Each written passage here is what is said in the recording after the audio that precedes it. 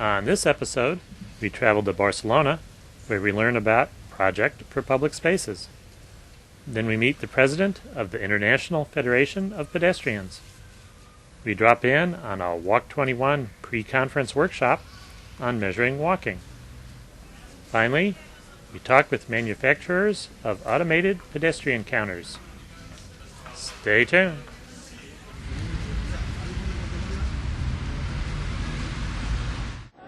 We're in Barcelona talking with Cynthia Nikitin, who's Vice President of Project for Public Spaces, or PPS. What is PPS? Hi. PPS is a nonprofit urban planning and design firm, and we help design and build the public spaces that sustain communities. We work all over the country and around the world, probably in about 2,500 communities, 33 countries, 7 Canadian provinces, and we work with communities to engage them in acts of placemaking and community-based planning and design. What is a public space? A public space is any place except your home or office. It's a library, a plaza, a waterfront, a park. It's a transit facility. It's a farmer's market. It's a street. Just about anything you can name that's in the public realm is a public space. And I assume there are some public spaces that work well for pedestrians and some that don't. How do you tell what's a good public space? A good public space has 4 main qualities. It has activities and uses and things going on. There's programming, there's events. There's a reason to go there over and over and over again, not just once a year. A great public space has a lot of amenities. It's comfortable to be in. It attracts and invites use. There's shade, there's seating, there's food, there's water, and it's also well designed. A good public space is also connected to other good public spaces. It's easy to get to by walking or biking or cycling in addition to driving. It's not just a place you drive. And it needs to be connected to other destinations in a downtown. And then when you have access and you have amenities, you have activities going on, then you get sociability, which is the 4th quality. That's where you see people adopting benches, there's volunteerism, people are taking over the public space for children's birthday parties. They're really sort of taking a sense of ownership over it. People pick up other people's garbage. There's just a sense that the public space belongs to the people who are using it.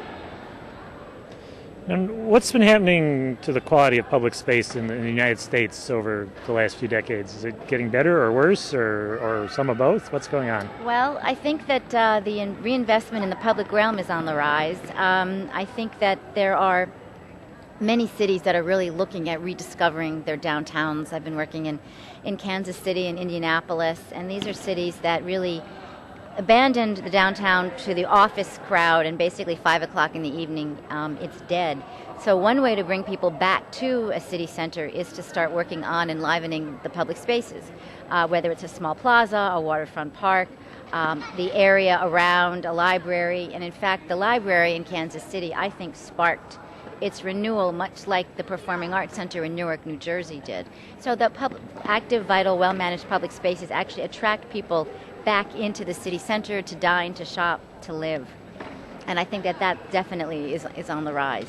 There's only so far you can drive into the suburbs before there's nowhere else to go. So. And we're here in Barcelona. It has some pretty well-known public spaces. What's your favorite public space here? I'd have to say La Rambla, which is the pedestrian walkway between Plaza Catalunya and the waterfront. Just in terms of the variety of activities there, the different things going on, what people are doing, how they're interacting. It's always a theater. There's always something going on there.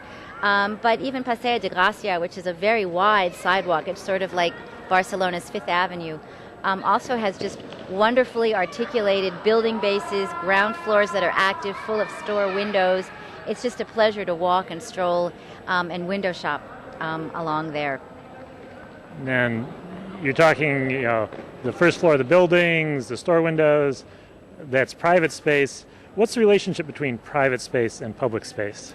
It's major, and I think that's one of the places, that's kind of where we fall down, unfortunately.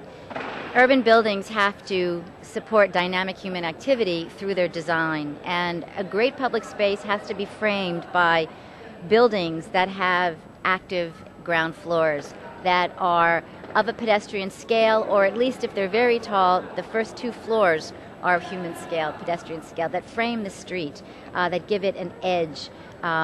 Even with a park, when you have a park surrounded by lanes of fast-moving traffic, or you have a park facing dead buildings, call them all the way around, it's going to be very difficult to activate that public space. Public spaces need active edges, and with uses that spill out into them. So there is very much a conversation then between the public and the private, between the public space and the private building, but those are two different jurisdictions.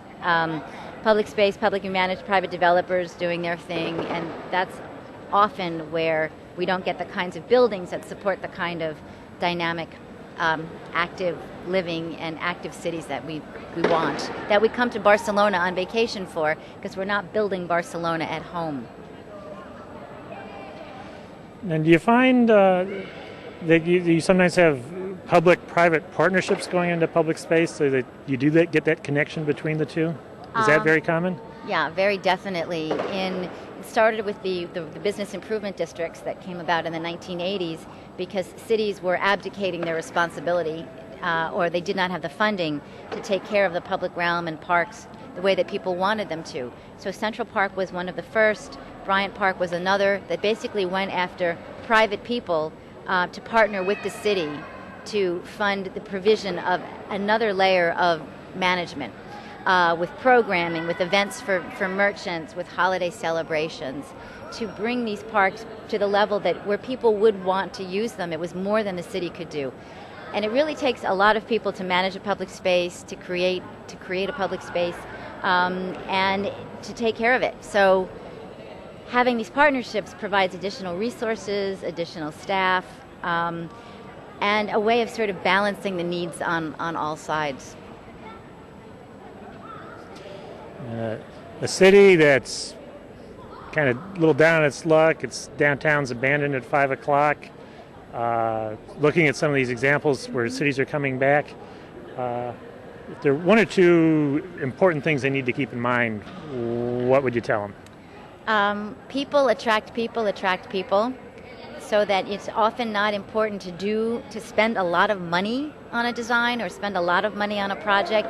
If you create a reason for people to go there, they will go there, they will attract other people. So that might be a special event, or that might be the grand reopening of a historic building. But people really go to cities to be around other people. Keep solutions flexible. Figure out the program for the public space before you actually design it and build it.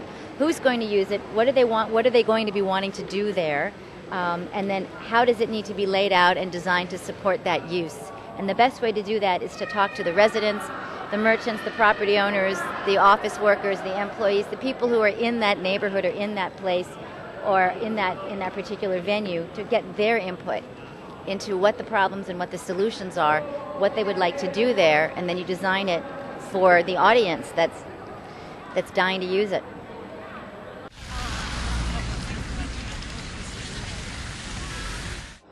We're in Barcelona talking with Ola Thorsen, who's president of the International Federation of Pedestrians.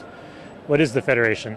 It's a group of persons and organizations that try to get pedestrian objectives on the table, to discuss them, help each other with experiences from one country or from one city to another, just to get information between them, make some rules and represent the pedestrians before, let's say, the supranational organizations as United Nations, as World Health Organization, etc.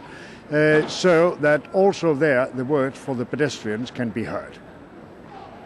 What sort of interest have organizations like the World Health Organization taken in issues that affect pedestrians? We have noticed that they have had some working groups on sustainable mobility. They have made some publications on cycling and walking in cities, and they know, and they have made declarations very, very clear that you cannot just be sitting. You have to walk, you have to move, you have to be active. And they, of course, walking in relation to health is extremely important. Now, what do you have in the way of pedestrian advocacy here in the Barcelona area? We have one organization in Catalonia that's part of Spain with home rule and called Catalunya Camina. And within that organization we have local organization, local groups functioning in Barcelona and many other the Catalan cities to be able to talk with, ask, let's say, questions to the municipalities, the vice mayor or the deputy mayor that goes on with mobility, to the designers on projects, to be sure that the streets, the city, really get, let's say, in a increasing line of attention to pedestrians. What works well for pedestrians in Barcelona, and what might need a little work? Yeah. We can see the first thing that's working well is that in '98 in Barcelona it was agreed a mobility pact with all the different actors in mobility, included the pedestrians. And I think that was the first real organization, or what we would call it, negotiation, where we came to that private traffic, public transport and walking is of the same level. That pact gives commissions, working commissions within the municipality of Barcelona, and that has been copied in many of the major cities in municipalities in Catalonia. So we can see the network of negotiating, including pedestrians, has really gone ahead. That's, I think, the basic thing. The other one has been that we have convinced most politicians that there are more pedestrians, more walkers in the daily trips than drivers. And then we come to a democratic situation where, of course, you have to pay attention to the majority. A little more than you did. You cannot just put them into a side. And that has changed many things. When we have had cities that has been organized, built, the streets constructed with narrow sidewalks, with many lanes, it's very difficult to change in 2 days. So one thing is that we have a long discussion with the municipality of every time they have a possibility, change the section of the roads, do them more pedestrian friendly, more sidewalks, etc. And that functions. We can see it here in the old city of Barcelona where we are, and really where most of the streets has been changed the last 20 years. But we will still have 20 more years, or maybe 30, before we have really got all the streets, street spaces, got into a, let's say, pedestrian situation. And the thing is that when we come to there, most of the streets that were the first ones in that process, they will be old, and we will have to change them again to get them still more pedestrian friendly. So it's just a long process, and it's on. Now, how do your issues here compare with what pedestrians face in other parts of Spain and other parts of Europe? One of the things that has happened in Catalonia is that we have got, let's say, a new mobility law in Catalonia that says that sustainable mobility, or the part of the transport modes that are sustainable, should have priority over the not so sustainable. That means pedestrians are sustainable, so they have priority over private vehicles, which are less sustainable.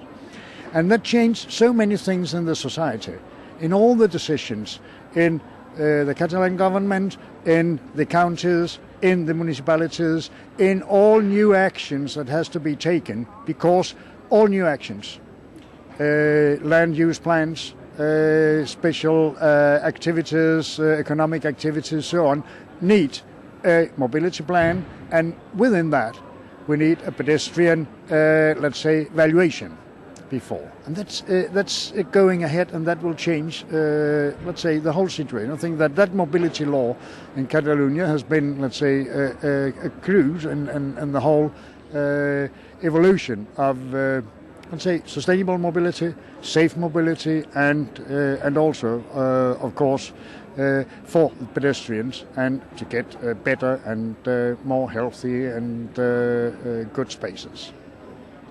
And you've been pretty busy recently. This week we had the Walk21 conference here in Barcelona. What is Walk21? Walk21 is a group started in London to promote walking and to organize meetings and especially congresses for pedestrians. It started in 1999, had the first congress in London in 2000, and we are now in the 9th edition. Of course, there are something that's just going more or less as the former ones, but every city, every region, and every organization that is in the organization have different objectives, different traditions. So therefore, it's a new thing every time. And I would say that the whole movement of pedestrians is changing, also getting bigger. We know a little more what we like, what we can get from administrations. And one of the things we have been very keen to come into a discussion here in Barcelona, well, there are two things. What we have talked about is this relation between politicians, NGOs, and technicians. And that's going very well. That we can show others how that function, commissions, participation, whatever. And the other thing is that Barcelona is in a way to change the space, the road space. There is a general acceptance here, and we can explain that to others, that the network should be divided in two groups. Basic network, 25% of the streets. Local network, 75% of the network with 30 or 20 kilometer limits. So really, that's on. So we are working with that. But we also need to know, and that has been something of the Walk21 conference here, is how do we really make these shared spaces? What is needed in these shared spaces? And here, for instance, has come up in Barcelona an interesting thing, because our colleague Tim Ferry talked about that we couldn't have too much markings in this space, too much signs. What we have had here in Barcelona many years, and other cities here, marking all the lanes to be sure that everything is very good organized and so. But in the last 20 years, the use of the motorbike has gone up to about 40% of the total traffic. And that means that lanes for cars doesn't fit. So we'll have to change things. And the first thing that should be done probably will be to take away all road markings. And that's the start of, let's say, shared space.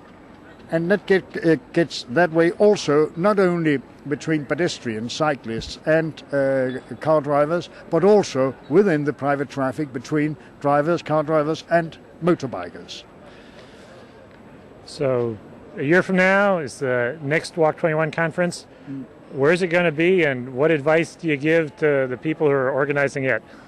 Let's say the next Walk21 will be in New York. We just handed over some shoes, which is the Catalan police part of their uniform, rural shoes, but to New York, so that they at least have somewhere to start. They know, of course, what we have done here, what has been done in the other 8 walk conferences, but New York is New York. New York has special things. They have an enormous amount of pedestrians because people also come in by metro buses and so, and then walk to their workplaces, and that needs special attention. We can say that one of the things that's important is to know that if you don't have good walking conditions, there'll be no public transport passengers, for instance.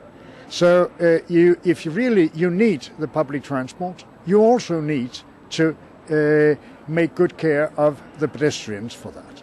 And that could be one of the things that New York could tell us about.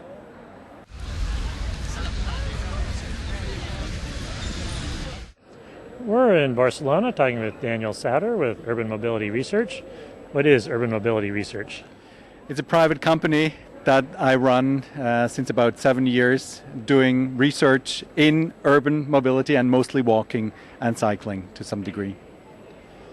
And we're here at kind of a warm-up for the Walk21 conference.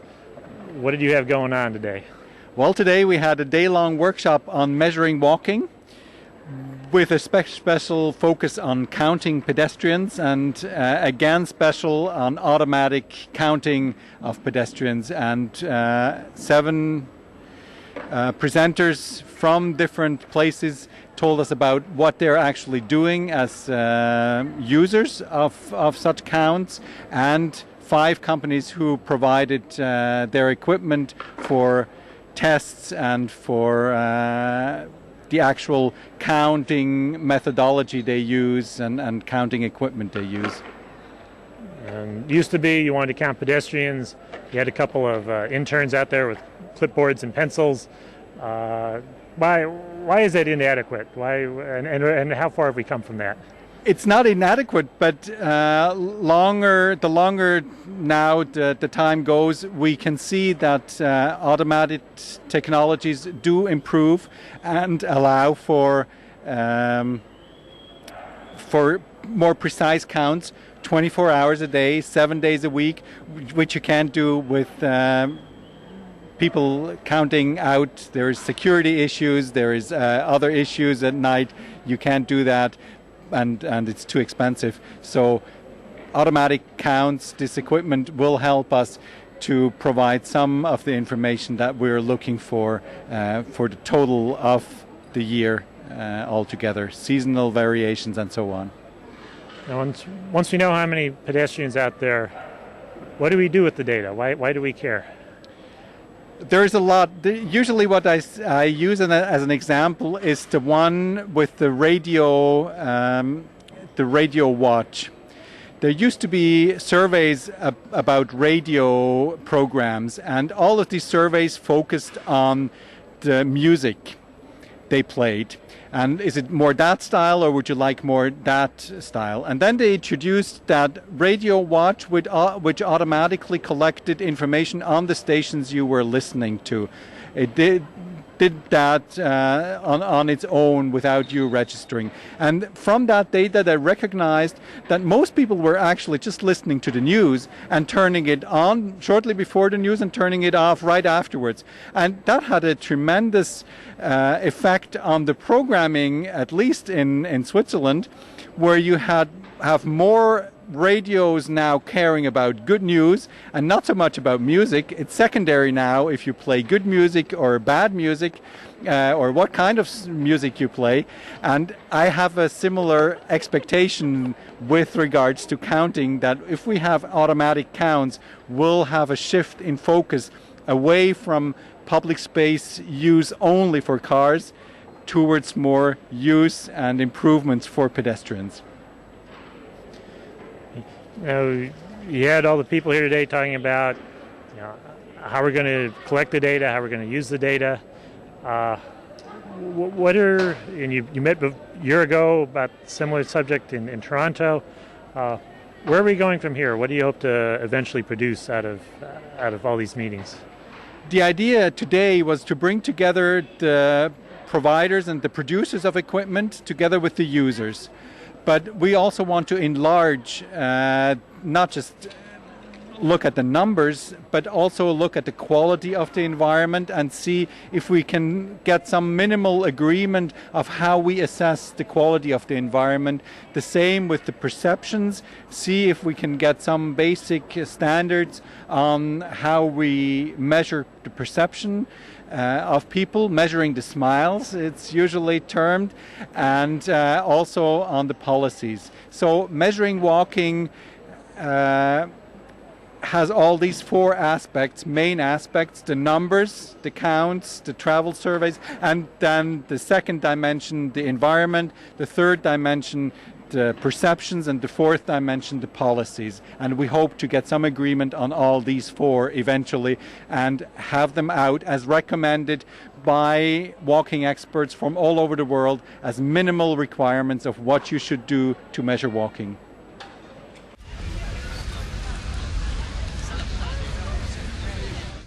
We're talking with Jean-Francois Rowe with EcoCounter. What is EcoCounter? EcoCounter is a French manufacturer of bicycle and pedestrian cyclists. So we focus on developing tools to monitor active transportation outdoor. And what technologies do you use to detect bikes and peds? We have 4 different technologies. The first one is a pyroelectric sensor that detects the thermic signature of the pedestrian when it's walking in front of the sensor. With that sensor, we can also get directional information. One other sensor that we use to detect bicycle is an inductive loop. That inductive loop is designed to count cyclists and mixed traffic. So, for instance, on a bike lane, even if you have motorized traffic that go over that lane, the loops would only register the bikes. The other system that we use is a pressure pad to detect the pressure of the footstep. That pad can be installed under any type of path.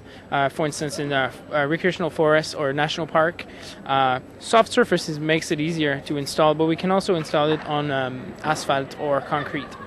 And the last sensor that we use is a pneumatic tube, but it's the typical pneumatic tube, but it has a different program inside. It allows us to detect cyclists in a motorized traffic. So, for instance, on bike boulevards, if you have a high volume of cyclists but low volume of motorized vehicle, the selective pneumatic tube will help you to count the bikes on a mixed traffic.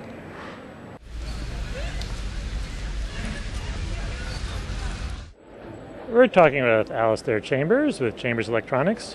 What is Chambers Electronics? It's a company my wife and I formed about 20 years ago to do research and development. Over the last 10 years or so, we've specialized in people counters. We've developed a range of unique people counters, such as a radio beam technology, which has got many advantages over existing technologies. Main advantage is that a radio beam will go through plastic, wood, etc., so the counter can be very well disguised. There's a very long sensing distance, up to 20 meters, which means the counters can be put well back from a path. And it's also uses a very narrow, fast beam, which means it's good at differentiating between people. It's typically used on mountains, on mixed tracks, long-distance pathways, that sort of thing. We also do a radio beam bike and people counter, which uses 2 types of frequencies to distinguish between pedestrians and cyclists. Visit us on the internet at www.pedestrians.org.